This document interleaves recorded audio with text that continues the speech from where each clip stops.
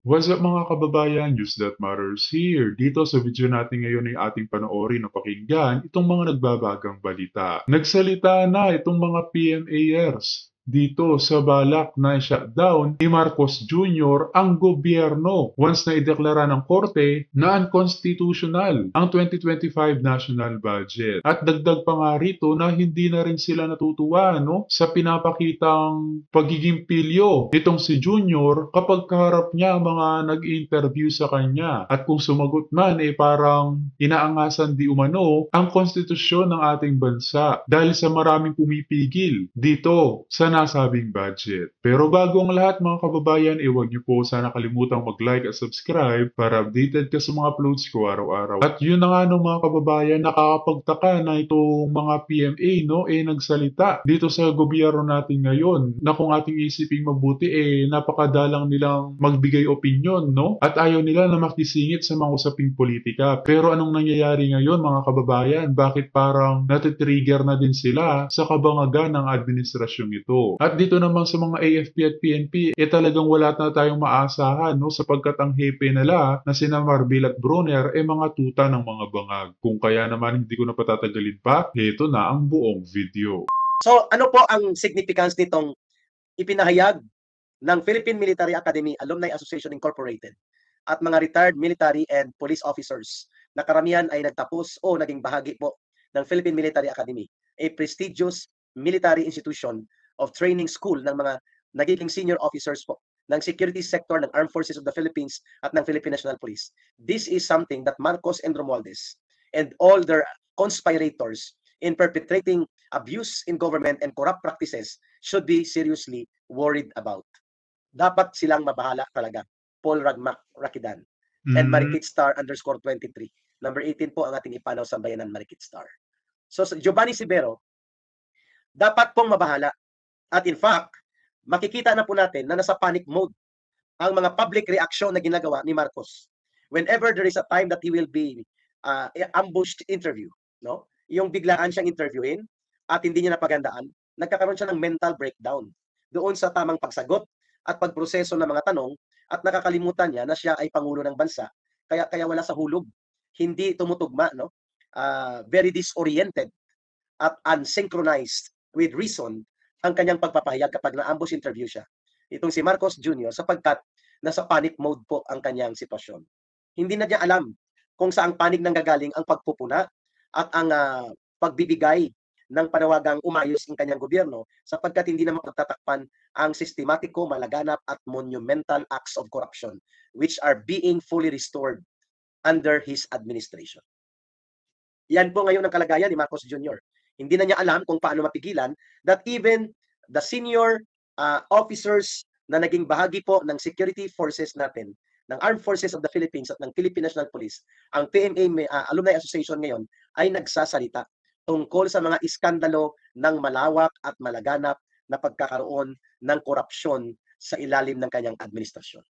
Klarong-klaro po na ito ay mga hindi pambihirang pagkakataon na nagbibigay ng pananalita at pagpupuna ang mga respetado na mga alumni ng Philippine Military Academy to the point na tinukoy na talaga nila ang mga particular na mga issues na binanggit natin na nakakabahala na, including po ang iskandalo sa hinukos-pokos at inistapa at sinindikato sa budget 2025. Buti pa naman itong mga PMA marunong mag-call out ng mga mali sa gobyerno. Paano naman itong mga PNP at AFP natin na tahimik na bahagang buntot dahil ang mga hepe na sina Marbil at Bronner ay mga tuta ni Bangag. Ayun.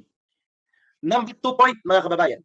How significant in our political situation ito pong paglabas ng pahayag ng PMA Alumni Association, mga graduates ng Philippine Military Academy. It shows po that even those who tend to be conservative, ibig sabihin po yung hindi masyadong makikialam o nakikialam direkta sa mga usaping pangpolitika, ay hindi na po nakakapagpigil na maglabas ng sentimiento at magbigay ng pampublikong komentaryo sa napaka-iskandalusong kalagayan po ng muling paglaganap at paglubha ng korupsyon sa ilalim ng Marcos administration. Kaya nga dahil dito, mukhang nagiging consistent ang panic attack ni Marcos Jr. at nila Martin Romualdez that even in the challenge for undergoing scientific hair follicle-based drug testing upang patotohanan o pasinungalingan kung tama ba o hindi ang mga iskandalong iniuugnay kay Marcos for his involvement consistently from noon hanggang sa kasalukuyan hinggil sa kanyang pag-aabuso at paggamit ng mga illegal na droga at illegal substances na droga na nakakaapekto sa kanyang kaisipan at sa kanyang decision making process at sa kanyang capability and competence as the president in as far as his psychological and mental health are concerned. Hindi po niya ito tinatanggap ang paghamong ito. At nakikita mo, nagagalit siya. Pati po ang pagpunta sa Supreme Court ng mga petitioners na nagre-represent po sa sentimiento at ng mga paninindigan ng mamamayang Pilipino na seryosong questionin ang legalidad at ang constitutionality ng budget of 2025 sa Supreme Court ay nagpanic attack din si Marcos. Gusto niyang ipasarado ang gobyerno.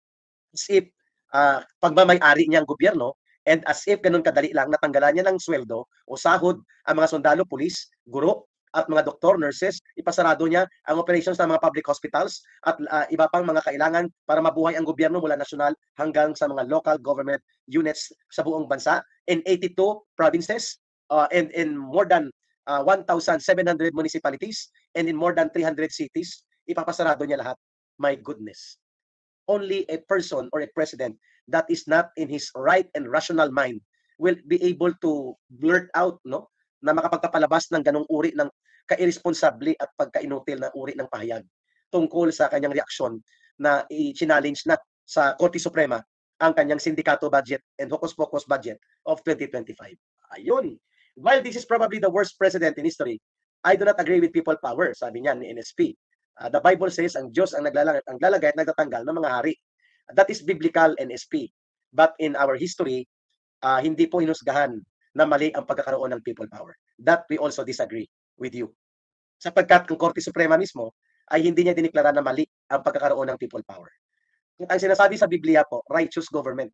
Kung ang gobyerno po ay kasamaan ang dinudulot sa taong bayan, hindi po yan ipinagbabawal sa anumang bahagi ng Biblia na ang taong bayan ay magpetisyon sa gobyerno na ipatigil ang pagkakamali. That also we would like to assert to you, NSP. Klaro tayo dyan. Hindi pwedeng manahimik ang taong bayan. Sapagkat God-ordained governments ay gobyernong matino, hindi gobyernong masama. Hindi gobyernong nagpapalaganap ng korupsyon, gobyernong inaabuso ang kapangyarihan para supilin ang taong bayan. So you mean to say mali ang pagpapalaya sa diktadura ni Marcos Sr.? Dahil yun ay naging historical decision ng taong bayan? That we do not agree with you also, NSP. Pangalawa, NSP, while we agree also with you that God must be the center of our advocacy, we agree that there must always be the God-centered government that we should assert. And I also agree kay NSP na we can only do so much. Kung hindi po yan mamarapati ng Panginoong may kapal na mangyari, hindi po yan mangyayari. I agree to you, NSP. Ayun. Okay? So magandang talakayan din itong sa atin, NSP, pero tama po kayo, the people or every person cannot always command or impose the will of the people on the will and wisdom of God. I agree also on that. Pwede nga ang punto de vista ni NSP ay ibinigay si Marcos muli sa atin. Thank you, Mels May, sa pagpapakulay. Ko, I am not so very spiritual. I submit to NSP sa kanyang pagtingin, pusang itim, Vox Populi, Vox Dei. The voice of the people is the voice of God. That is also a maxim in democracy. I agree to that, pusang itim.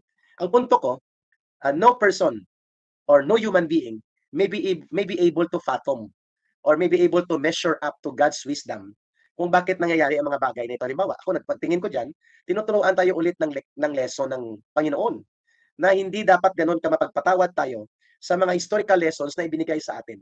That the Marcos family do not or does not represent the will of the people and their interest is not the country and the welfare of the Filipino people. Yun po. Malaking sampal na lang talaga sa atin na kapag hinayaan pa natin na may maupong presidente na Marcos na ngayon ay napatunayan kung gaano talaga kagrabe ang mga ito at hindi nakakabuti sa ating bansa. Na kung noon kay Marcos Sr. ang sigaw ng taong bayan na magnanakaw, ngayon ipinatunayan nga ng kanyang anak at ang malala pa doon, bangag pa, nagpupulburon pa di umano. Grabe. Po ang lesson sa People Power 1. Subalit tayo ay mapagpatawad. May isang bahagi po ng pagiging mapagpatawad na hindi po culturally correct. Ang tawag naman dyan, gullible. Sorry, spell out ko lang ang gullible. Golf, uniform, 5-5, India, Bravo, 5, Echo. Gullible. No? Ang pagiging gullible po ay hindi mapagpatawad. kung hindi pagiging mababaw in having reason and rationality in understanding the process of historical events that may happen again, similarly from the past to the present. So kung hindi mo po yan mapanghawakan at mababaw ang iyong paggagap dyan, mapagkakamalan mo, mapagpatawad ka.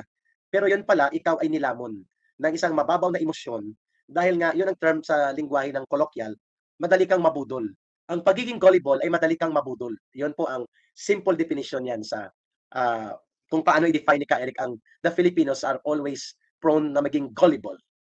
No? I agree for your argument, Ka Eric. Pwede tayo mag-people power pag wala na tayo pagsalig sa namumuno. Basta mapayapa. Ernie Betts Carson. Mapayapa, hindi tayo nag-advocate ng karahasan, dugo at pagpatay, at hindi tayo mananawagan ng paglaban sa gobyerno. We will just assert our peaceful assembly and we will use our inherent basic fundamental rights sa Bill of Rights, yung the right of the people to peaceably assemble and petition the government for the redress of their grievances. Nasa Bill of Rights po yon. Hindi po yan rebellion, hindi po yan sedisyon, hindi rin po yan subversion. Sapagkat ang gusto natin, hindi ako nag-advocate openly ng RevGov, ng revolutionary government kasi wala po yan sa saligang batas. Bagamat nirerespeto ko yung ibang mga political views na yan, pero para sa akin po, mas magkakaroon ng malawak na pagkakaisa sa ating agenda ang taong bayan na kung incompetent at beyond redemption na ang pagiging bulok, morally bankrupt and corrupt and abusive ng gobyerno ni Marcos, the most acceptable consensus that the Filipino people can unite and even the armed forces of the Philippines and the Philippine National Police can accept is to assert and demand the constitutional line of succession to power which is provided for by the Constitution. And what is that? In times of resignation, death, or removal from office of the sitting president, the vice president will be the next to assume the powers and authority of the president. Nagkataon na siya ay si Sara Duterte. That is the reason why Trillanes, De Lima, Hontiveros, and itong mga komunistang terorista at mga hilaw na komunista at aktivista at kasabwat ni Martin Romualdez, they want to remove as early as possible as they can Sara Duterte or demolish her political influence sapagkat kapag nag-resign o natanggal si Marcos sa kapangyarihan, the constitutional succession to power will be given the mandate to Sara Duterte, not to Chis Escudero and not to Martin Romualdez. So doon po ako sa Vox Populi, Vox Day, basta ang konteksto niya, sovereign will of the people. At hindi po para sa kasamaan, karahasan, at mga rebellion. Doon tayo sa Bill of Rights provision that the Filipino people have the right to peaceful assembly and hold a petition against the government for the redress of their grievances, including ang panawagan na mag-resign si President Marcos Jr. is also a valid legal call that can form part of the people's petition for the redress of their grievances in petitioning the government. Hindi po mali yan. Klaro tayo Even PRRD ayaw na mag-aklas ang AFP. Tama po. Hayaan niyang patapusin ang Marcos term kung kaya. Opo, agree din po ako dyan, kung kaya.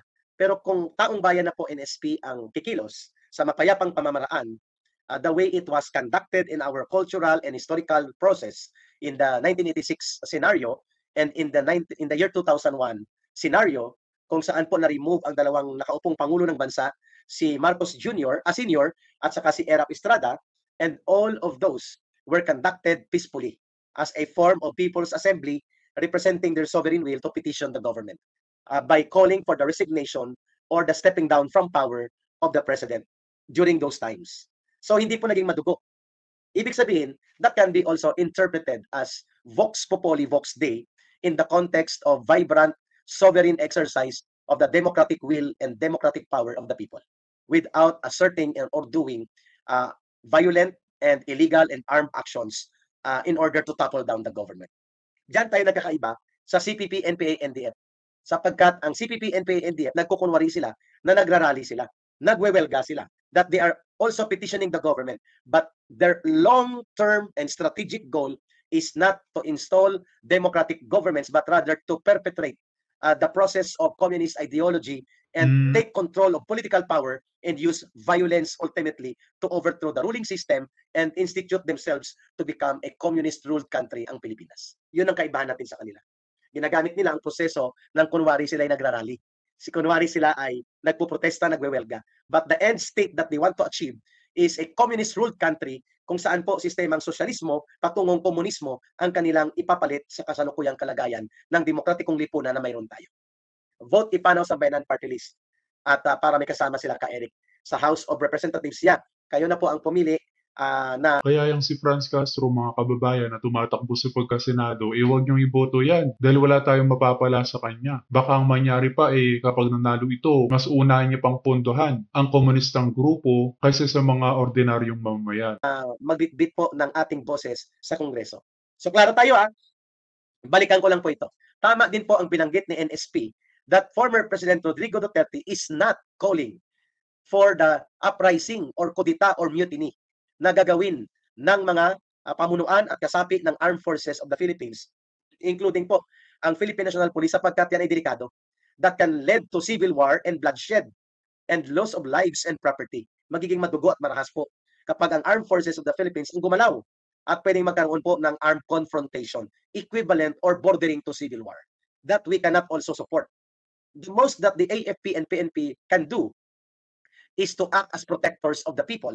At kapag nakita nila ang sovereign will of the people ay ang malaganap na mapayapang pagtitipon at malakas na pagpanawagan sa mapayapang pagkilos na sama-samang nananawagan na malaki ang bilang at kumikilos sa maraming bahagi ng Pilipinas na ipinapanawagan ang resignation ni Marcos Jr. and people will maintain a peaceful assembly in the many parts of the country with solid one collective voice demanding the president to step down or remove himself from power by his resignation and let the constitutional succession to power be undertaken on the premise of the Constitution. The most that the AFP and the PNP can do is withdrawal of support to the Commander-in-Chief. When the AFP and PNP collectively unite with their top leaders and command leadership at all levels, and they tell the President, please, Mr. President, it's time for you to step down and resign and follow and respect the constitutional line of succession to power so that all violent conflict will be aborted and prevented. By declaring so and categorically telling the president that they no longer recognize him as their commander-in-chief, then the AFP and PNP can facilitate the succession of constitutional power of transition without being the arbiter of power to themselves. Hindi sila mag-aagaw ng poder. Hindi pwede Eric kagarapalan ng ginagawa nila sa mga tax natin. Opo, kasi please Saldi, hindi po papayag ang mayoriya ng mamamayang Pilipino na hindi tayo magsasalita. At kung kinakailangan ipanawagan po ang resignation ni Marcos from office at dapat umalis na siya sa kapangyarihan, that is also well within the rights of the people to petition the government, including the call for the resignation of the president as a form of people's assembly and sovereign will of the people manifesting in their acts like peaceful assembly or people power. Ayun, klaro May Castro, kayo ang garapal. Sinong garapal, May? Kapangalan mo pa naman si Franz Castro. Ang ibig mong sabihin, garapal ang taong bayan na nagbibigay ng tamang pagpuna sa gobyerno upang matigil ang korupsyon, abuso sa poder at pagwawalda sa pundo? Yun ba ang mga garapal, ang taong bayan at kami na naninindigan para sa pagtatanggol ng ating bansa laban sa kurakot at abusadong mga politiko na pinangungunahan ni Marcos at Romualdez? Yun bang ibig mong sabihin, May Castro, kami ang garapal? Mukhang nagkulang kaya sa oxygen supply, May Rogelio de la Cruz. Kasama ka rin ba Eric sa mga pinatawag sa House of Representatives? Hindi ko po alam Wala pa akong natatanggap. I will check tomorrow sa SMNI station office kung mayroon pong ipinadala tungkol dyan. Rogelio de la Cruz. I cannot reply on that yet because I have not received a subpoena or a letter invitation. Lionheart, BBM resign now. I respect that, Lionheart.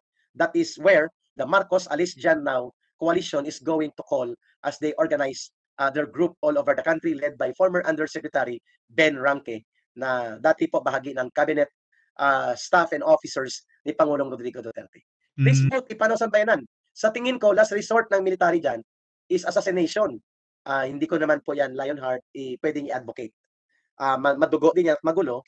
I will still go for the call on the side of the Armed Forces of the Philippines and the PNP that should the people become so solidly strong na makikita at mararamdaman na nila ang panawagan at pagkilos ng taong bayan na nananawagang umalis na sa kanyang pagiging Pangulo si Marcos Jr., forcing him to do resignation, the most that the AFP can do is not assassination, but to withdraw their support and loyalty to the Commander-in-Chief, who is the President right now, Marcos Jr., and then recognize the constitutional successor. In that sense, magiging walang saysay na po ang pagiging pananatili at pag-iit ni Marcos sa pagkapangulo ng bansa when the armed forces of the Philippines and the Philippine National Police no longer recognize him as their commander-in-chief. Mas yun po ang katanggap-tanggap, doable, and hindi po mag-iinganyo ng karahasan. Sapagkat when the armed forces of the Philippines and the security sector stood at their ground noong panahon ni Marcos Sr. at noong panahon ni Erap Estrada by the side of the people na pwede nilang gawin ulit ngayon, naging mas matiwasay at naging tuloy-tuloy po ang transition of power. Although magkaiba po ang nangyari sa 1986 kasi it was really a revolutionary situation na nagdeklara po ng Revgov si Cory at nagkaroon po ng pagbabago sa saligang batas at may transition freedom constitution. Ito naman po iba ang kay ERAP noong 2001 at posibleng mahahalin tulad po sa 2001 na pagpapaalis kay Erap Estrada sa pagkapangulo at magkakaroon ng constitutional line of succession, withdrawal of support ng military and police mula kay Marcos Jr. Mukhang doon papunta po ang nakikita nating scenario na magaganap. Dapat mag-resign na si Marcos. Sobra-sobra po ang ginagawa ng kanyang administration. Yes, hindi po magsasalita mga kababayan. Ang traditionally conservative po sila. They don't really play games of cards with politics. Itong Philippine Military Academy Alumni Association. But right now, nagsalita po sila at ito po ay very categorical na pag-reprimand sa gobyerno ni Marcos pertaining to massive, monumental, and systematic scandals of prevalence of corruption sa ilalim ni Marcos Jr. At yun na nga no, mga kababayan, narinig natin itong dalang balita ni Ka Eric Celis dito sa pagsalita nga ng mga PMAers patungkol dito sa bangag na administrasyon. As always, mga kababayan, kita na lang ulit tayo sa ating next vlog. Huwag niyo po sana nakalimutan mag-like at subscribe para updated ka sa mga uploads ko araw-araw. Maraming po salamat mga kababayan. Ingat and God bless.